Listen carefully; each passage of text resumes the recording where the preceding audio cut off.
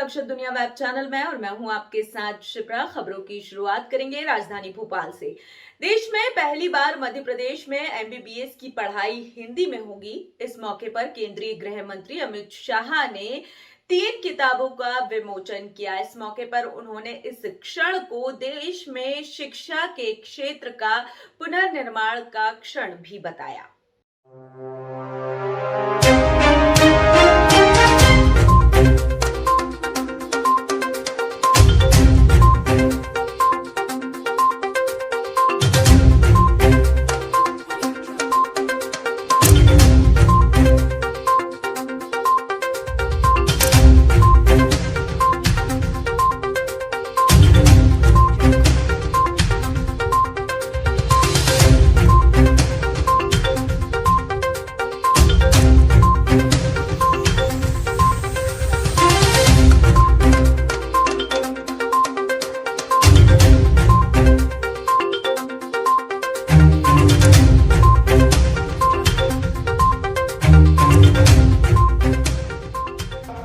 रसायन शास्त्रियों, इंजीनियर और मेडिकल के डॉक्टर जब अपनी भाषा में पढ़ेंगे तभी जाकर वो देश की सच्ची सेवा कर पाएंगे, दुनिया की भी सच्ची सेवा कर पाएंगे। मुझे आज बड़ा आनंद है कि त्रिभाषा के फॉर्मूले को मध्य प्रदेश के शिवराज सिंह ने बहुत मन से स्वीकारा है और आगे बढ़ रहा है। मित्रों, आज मोदी जी के नेतृत्व में नई शिक्षा नीति के माध्यम से हमारी भाषाओं को महत्व देना शुरू हुआ है। जेईई, नीट और यूजीसी देश की 12 भाषाओं में एग्जाम देने की व्यवस्था, परीक्षा देने की व्यवस्था नरेंद्र मोदी जी ने की है। कॉमन यूनिवर्सिटी इंटरस्टेट 13 भाषाओं में, देश की 13 भाषाओं में आप दे सकते हो। 10 राज्यों ने इंजीनियरिंग को भारतीय भाषा में तमिल, तेलुगु, मराठी, बंगाली, मलयाली, गुजराती में अनुवाद कर इसकी शिक्षा भी आगे चल रही है और भारतीय सांकेतिक भाषा का भी मानकीकरण हो रहा है।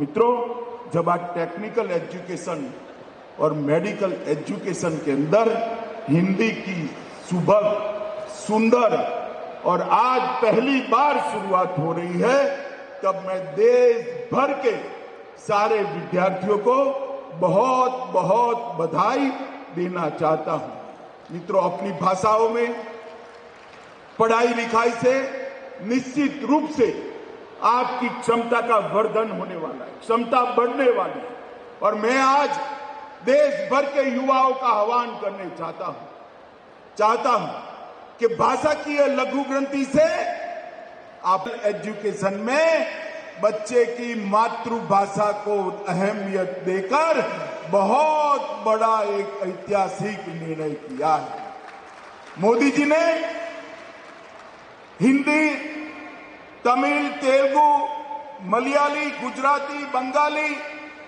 ये सभी भाषाओं में मेडिकल और इंजीनियरिंग की शिक्षा उपलब्ध कराने का जो आह्वान किया, मुझे आज गर्व होता है कि भारतीय जनता पार्टी की शिवराज सिंह सरकार ने देश में सबसे पहले मेडिकल की शिक्षा हिंदी में शुरू कर मोदी जी की इच्छा की पूर्ति की है।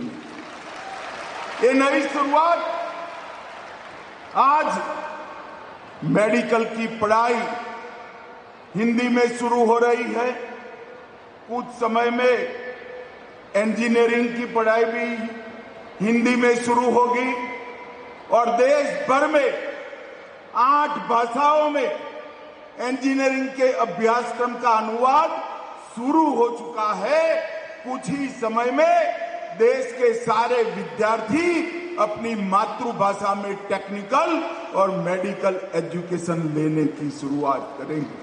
मित्रों, आज मैं यहां पर जो लोग मेडिकल इंजीनियरिंग में मातृभाषा में शिक्षा, हिंदी में शिक्षा के समर्थक है, उनको कहना चाहता हूं कि आज का दिन इसलिए महत्वपूर्ण है कि आज से टेक्निकल एजुकेशन और मेडिकल एजुकेशन में हमारे बच्चों को, हमारे विद्यार्थियों को अपनी भाषा में शिक्षा तो मिलेगी ही, इसके साथ साथ आगे बढ़कर R&D की व्यवस्था भी अपनी ही भाषा में करने की दिशा में भारतीय जनता पार्टी की सरकारें आगे बढ़ेगी। मित्रों, जब मध्य प्रदेश में चुनाव हो रहा था, घोषणा पत्र के अंदर एक जिक्र था कि हम मेडिकल और इंजीनियरिंग की पढ़ाई हिंदी में करेंगे। और फिर जब शिवराज जी की सरकार बनी, मोदी जी की नई शिक्षा नीति को सबसे पहले अच्छे ढंग से मध्य प्रदेश ने जमीन पर उतारा है और आज ये नई शुरुआत हो रही है। गरीब परिवारों के बेटा बेटी, निम्न मध्यम वर्गीय, अनुसूचित जाति जनजाति के बेटा बेटी जो हिंदी माध्यम में पढ़ के मेडिकल कॉलेज में पहुंच तो जाते थे, लेकिन अंग्रेजी के मकर जाल में ऐसे फंसते थे कि कई बार पास नहीं हो पाते थे, फर्स्ट सेमेस्टर में फेल होते थे, आगे कठिनाई होती थी, हीन भावना से ग्रसित होते थे। और मैं ऐसे बच्चों को भी जानता हूं जिन्हें अंग्रेजी के ना जानने के कारण प्रतिभा होते हुए भी मेडिकल की पढ़ाई छोड़ दी और कुछ तो आत्महत्या के कगार तक पहुंच गए। आज का दिन उन बच्चों की जिंदगी में नया सवेरा लाने वाला है, अंग्रेजी की गुलामी से मुक्त करने वाला है। हिंदी की पढ़ाई उनकी जिंदगी में एक नया प्रकाश लेके आएगी। मैं जैसे बच्चे को जानता हूं, जैसे फर्स्ट ईयर में मेडिकल कॉलेज में एडमिशन लिया, नीट की परीक्षा क्लियर की और बाद में पढ़ाई छोड़ी, तो मैंने कहा पढ़ाई क्यों छोड़ दी? तो उसने रोते हुए आंखों में आंसू भर कर कहा था, मामा ये अंग्रेजी समझ में नहीं आती और इसलिए ऐसे मैं हीन भावना से ग्रसित रहता हूं, मैंने अपनी पढ़ाई छोड़ दी। आज ऐसे बच्चों की जिंदगी में नया सवेरा लेके आए अमित शाह जी, और इसके पीछे प्रेरणा है हमारे प्रधानमंत्री श्रीमान नरेंद्र मोदी जी की। एक बार मोदी जी का फिर स्वागत कीजिए, अमित भाई का स्वागत कीजिए। बने आप सभी युवा साथियों, भाइयों और बहनों, माताओं बहनों, आज निश्चित रूप से देश के इतिहास और मध्य प्रदेश के इतिहास में परिवर्तन हो रहा है। 75 साल की आजादी के बाद हम सब हमारे देश के यशस्वी प्रधानमंत्री नरेंद्र मोदी जी के नेतृत्व में इस देश की आजादी का अमृत महोत्सव मना रहे हैं। भाइयों और साथियों, मुझे ये कहते हुए आज बहुत प्रसन्नता है कि आज माननीय अमित शाह जी के कर कदमों से मध्य प्रदेश इस देश में पहला राज्य होने वाला है जो आगे आने वाले समय में हिंदी में मेडिकल की पढ़ाई कराएगा। ये हम सबके लिए बहुत प्रसन्नता की बात है। भाइयों और साथियों, मैं माननीय देश के यशस्वी प्रधानमंत्री नरेंद्र मोदी जी को बहुत साधुवाद धन्यवाद देता हूं। उन्होंने आह्वान किया कि इस देश में जो कुछ 75 साल में नहीं हुआ था वो करना होगा। देश में परिवर्तन की बयान माननीय प्रधानमंत्री जी के नेतृत्व में शुरू हुई और उसमें उन्होंने आह्वान किया कि मेघालय की शिक्षा पद्धति को समाप्त करना है और राष्ट्रीय शिक्षा नीति में उन्होंने इस बात को इंगित किया कि इंजीनियरिंग की और मेडिकल की पढ़ाई वो हिंदी में कराने का हम सब निश्चय लें। और मैं बधाई दूंगा मध्य प्रदेश के मुख्यमंत्री शिवराज सिंह चौहान जी को, उन्होंने इस बात की पहल की और हमारे विभाग को ये जुम्मा दिया कि हम हिंदी में मेडिकल की पढ़ाई शुरू करें। और मुझे इस बात की बहुत प्रसन्नता है कि आज वो दिन आया है जब हम हिंदी में मेडिकल की पढ़ाई की शुरुआत कर रहे हैं। भाइयों और साथियों, और इधर प्रदेश में एक बार फिर से कोरोना के मामले बढ़ रहे हैं। प्रदेश में पिछले 24 घंटे में 20 नए मामले सामने आए हैं। साथ ही साथ डेंगू के मामले भी मध्य प्रदेश में लगातार बढ़ रहे हैं। सरकार ने इस विषय पर गंभीर चिंता जताई है। और वहीं मध्य प्रदेश अनुसूचित जाति जनजाति के अधिकारी व कर्मचारियों की एक बैठक हुई। इस बैठक में कई सारे मुद्दों पर विचार विमर्श भी किया गया। बाबा साहब अमर हैं, बाबा साहब अमर हैं। जब तक सूरज सूरज चांद रहेगा बाबा तेरा नाम रहेगा। जब तक सूरज चांद रहेगा बाबा तेरा नाम रहेगा। एसएल सूर्यवंशी, प्रांतीय महासचिव एजाज। आज मध्य प्रदेश एजाज की विधि प्रकोष्ठ की बैठक की गई है, जिसमें हमारे जो राष्ट्रीय अम्बेडकर अधिवक्ता संघ को हम आमंत्रित किए हैं और उनसे हम ये चर्चा करेंगे कि हमारे जो समाज के लोग हैं, अनुसूचित जाति जनजाति के लोगों के साथ जो अत्याचार हो रहा है, अन्याय हो रहा है, उनके साथ डिस्क्रिमिनेशन हो रहा है, उसको हम कैसे रखें, कैसे संवैधानिक रूप से उनका संरक्षण करें, कैसे उनको संवैधानिक अधिकार दिलाएं, जो शासन की योजनाएं हैं, जो कॉन्स्टिट्यूशन राइट है, उन तक कैसे पहुंचाएं, हमारे लोगों का क्या रोल हो सकता है, उसमें हम लोग आज चर्चा करेंगे और उसको जो है हम लोग अमल करने के लिए निर्णय पारित करेंगे। आज जो हमारे आजाक्स के साथी हैं उनके साथ में ये निर्णय हुआ है कि SC/ST का जो समाज है उसके साथ में जो अत्याचार हो रहे हैं उसको किस प्रकार हम लोग कानूनी रूप से हैंडल करें। डॉक्टर अंबेडकर राष्ट्रीय अधिवक्ता संघ केवल SC/ST OBC और माइनॉरिटी का संगठन है और वो चाहता है कि भारत में जो फंडामेंटल राइट्स हमारे समाज के हैं और जो उनकी स्टैट्यूटरी राइट्स हैं वो उस समाज को हासिल होनी चाहिए और उनके साथ जो अत्याचार पूरे भारतवर्ष में है उस पर कमी आनी ही नहीं बल्कि खत्म होनी चाहिए। इस दिशा में हम लोगों ने फैसला लिया है और इस लड़ाई को हम लोग मिलकर साथ में लड़ेंगे। और इधर सदगुरु राष्ट्रीय रविदास परिषद भारत द्वारा जन जागृति रविदास समाज सम्मेलन का कार्यक्रम रखा गया। सम्मेलन में समाज के दूर दराज से आए लोगों ने बढ़ चढ़कर हिस्सा लिया। नर्सिंग स्टूडेंट यहाँ पे संगठन किया गया है। इसका मेन उद्देश्य यही है कि समाज में एकता लाए और एकता से काम करे तो समाज में भी ग्रो होएगा और जो हमारे युवा, हमारे यंग जो भी हमारी एज के स्टूडेंट है उनका भी भविष्य आगे चलकर अच्छा बने। आज सदगुरु राष्ट्रीय रविदास परिषद के तत्वाधान में 314 रविदास मंदिर भोपाल में एक सामाजिक जन क्रांति आंदोलन रविदास समाज का सम्मेलन जब संपन्न होने जा रहा है उस कार्यक्रम में विशेष रूप से उपस्थित उस कार्यक्रम का पूरा संचालन कर रहे हैं। कार्यक्रम को देख रहे हमारे बीच में भी साथी राहुल वर्मा जी, उनकी बेटी, सभी साथी जहाँ उपस्थित है। कार्यक्रम अच्छा हुआ, बढ़िया हुआ और समाज में अच्छे संदेश गया। समस्त समाज के सम्मेलन उपस्थित होने वाले अन्य संगठनों के पदाधिकारी, अन्य राजनीतिक दलों के पदाधिकारी ने यहाँ पर कार्यक्रम में आके भाग लिया और हमारे सुंदर स्थल की व्यवस्था हमारे आदरणीय बड़े भाई सीताराम पटेल साहब जो इस भवन के अध्यक्ष उन्होंने कार्यक्रम में पूरा तन से सहयोग किया। आपके चैनल के माध्यम से इस कार्यक्रम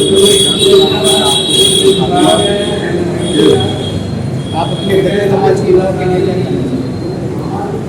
अभी जो हमारे समाज की जो दयनीय स्थिति है तो SC/ST OBC तीनों लोगों के बीच में आज एक बैनर बने। सबसे खुशी की बात यह है कि यहाँ पे जो गरीब तबके के लोग हैं और एक दूसरे को उसकी जो समझ रहे थे वो सारे लोग एक बैनर तले आए। OBC के जितने भी अध्यक्ष हैं, राष्ट्रीय अध्यक्ष, जिलाध्यक्ष हैं और आकर के सबने अपनी सहमति जताई है कि हमें कोई भी अगर लड़ाई लड़नी है तो सिर्फ एक पार्टिकुलर समाज की नहीं रहेगी। अगर किसी भी समाज के साथ कोई भी अन्याय होता है तो सारा समाज एक होकर के उस लड़ाई में भाग लेंगे और सहयोग करेंगे, साथ देंगे। और जो भी शिक्षा की स्थिति दयनीय है, खराब है, कुछ गरीब तबके के लोग पढ़ नहीं पा रहे हैं, कुछ लोगों को स्वास्थ्य सेवाएं नहीं मिल पा रही, इसके ऊपर इस सम्मेलन के माध्यम से चर्चाएं की गई है और लोगों को आगे आश्वासन भी मिला है, लोगों से हमें भी मिला है, लोगों को भी दिया गया है कि आगे भविष्य में अगर कोई आदमी पढ़ नहीं पा रहा, इलाज नहीं कर पा रहा तो उसका इलाज में सहयोग और समर्थन करेंगे।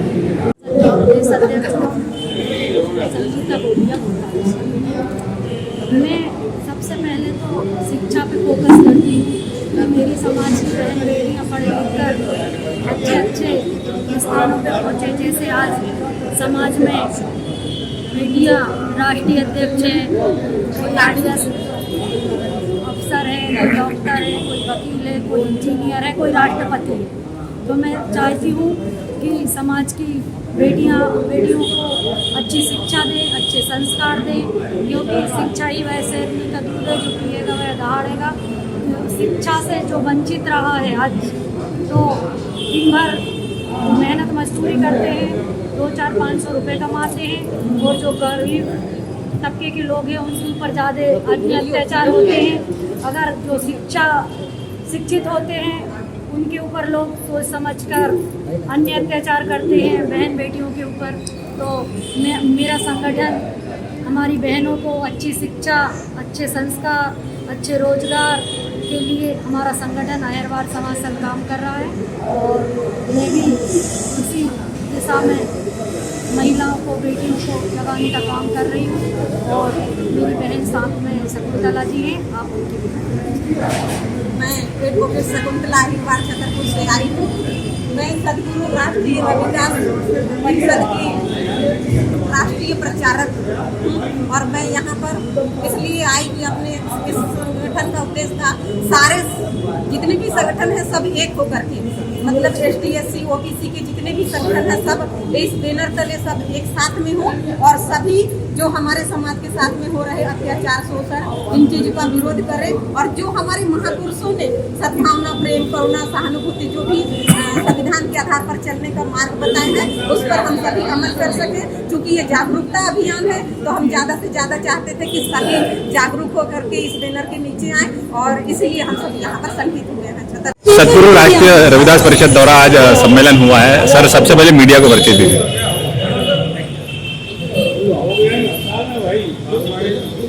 आज सदगुरु रविदास राष्ट्रीय रविदास परिषद की तरफ से रविदास मंदिर में ये कार्यक्रम का आयोजन किया गया है, जिसमें समाज को जागृति और समाज को नई दिशा और दिशा देने का काम किया है।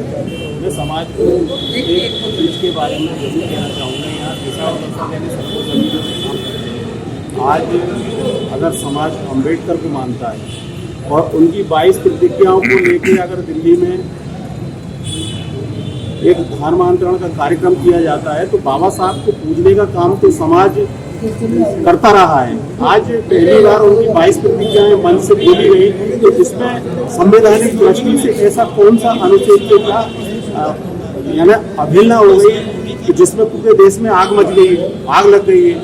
आज ही की डेट में, आज 16 तारीख को जयपुर में भी 1 लाख लोग लगभग अम्बेडकर जी के बनाए संविधान की बदौलत आज वो 22 प्रतिज्ञाएं लेके बौद्ध धर्म की दीक्षा ले रहे हैं और वो 22 प्रतिज्ञाएं भी संवैधानिक है, जिसमें संविधान में बाकायदा उन चीज़ों का विवरण है कि आप किसी भी धर्म समुदाय के रह सकते हैं, किसी भी धर्म को स्वीकार कर सकते हैं, इसमें यानी व्यक्ति को पूरी स्वतंत्रता है।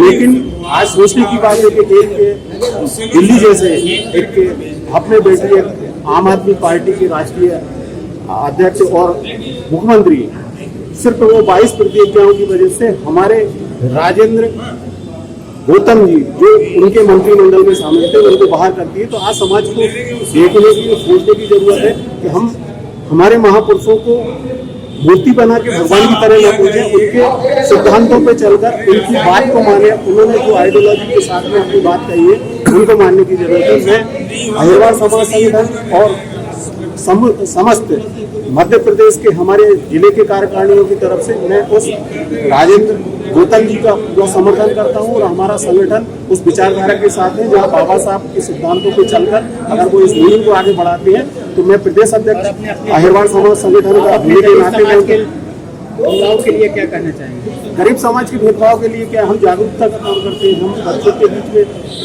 शिक्षा देने की बात करते हैं, हम गली मोहल्ले में जाकर कोशिश ये करते हैं कि वो जिन चीज़ों से अभी तक समाज जूझता रहा है, जिन चीज़ों का सेवन करता रहा है, जैसे दारू छोड़ो, आप घर में अच्छे से साफ सफाई दे रहे हो, बच्चों को अच्छा माहौल दो, उनको शिक्षा दो, शिक्षा मिलेगी तो इस देश का भविष्य बनेगा, उस परिवार का, उस घर का भविष्य बनेगा। पढ़ लिख के ही इस देश की तरक्की की जा सकती है। जो बाबा साहब ने गरीब परिवार में लेके इस हिंदुस्तान का अगर संविधान लिखा है, ये दुनिया का सबसे बड़ा संविधान है, तो वो सिर्फ शिक्षा की वजह से मिला है। तो हमारा पहला मेन उद्देश्य सामाजिक जागरण के नाते कि हम घर घर तक शिक्षा पहुँचाएं। इस समय मौजूद है सर, आज आपने इतने जोश से आपने भाषण दिया है, आज आप शामिल हुए, क्या कहना चाहेंगे? कि मैं अपने सम्मानीय संवाददाता महोदय जी, मैं अर्जुन आजाद, राष्ट्रीय रविदास परिषद, सदगुरु राष्ट्रीय रविदास परिषद, एकता मिशन भारत, मैं आप लोगों को बताना चाहता हूँ मेरा समाज आज खंड खंड के टुकड़ों में बटा हुआ है और मेरे समाज पे आए दिन अत्याचार अन्याय हो रहा है। समाज के सम्मानित साथियों को, समाज हित को, समाज के लोगों को मैं ये कहना चाहता हूँ कि खंड खंड में ना बटे, एकता के सूत्र में बटे, मान्यवर कांसी राम जी के सपनों को साकार करे। बाबा साहब दलितों के मसीहा, संविधान के निर्माता डॉक्टर भीमराव अंबेडकर जी को नमन करते, उनके मिशन को आगे बढ़ाते हुए समाज पर हो रहे अत्याचार अन्याय के खिलाफ आवाज बुलंद करें। देश में हमारे रविदास समाज के लोगों को स्वाभिमानी बनाए। शिक्षा के मेरे समाज के लोग आज भी जूते चप्पल और काटने का काम कर रहे हैं। गरीब तबके के लोगों पर दया नहीं आती, उनके साथ शोषण हो रहा है। मैं समाज के समस्त संगठनों से विनती चाहूंगा कि वो एकता के सूत्र में बंधे और देश में। मध्य प्रदेश स्थायी कर्मी कल्याण संघ की प्रांतीय कार्यकारिणी की बैठक हुई। इस बैठक में नियमितीकरण, 7वां वेतनमान, अनुकंपा नियुक्ति जैसी अहम मांगों को सरकार के सामने रखा गया। मांगे पूरी न होने की दिशा में नवंबर में उग्र आंदोलन की चेतावनी भी दी गई। कर्मचारी एकता हम सब कर्मचारी एकता जिंदाबाद, कर्मचारी एकता जिंदाबाद, जी संघर्ष करें। हमारी मांगे पूरी करो, हमारी मांगे पूरी करो, हमारी मांगे पूरी करो, हमारी मांगे पूरी करो।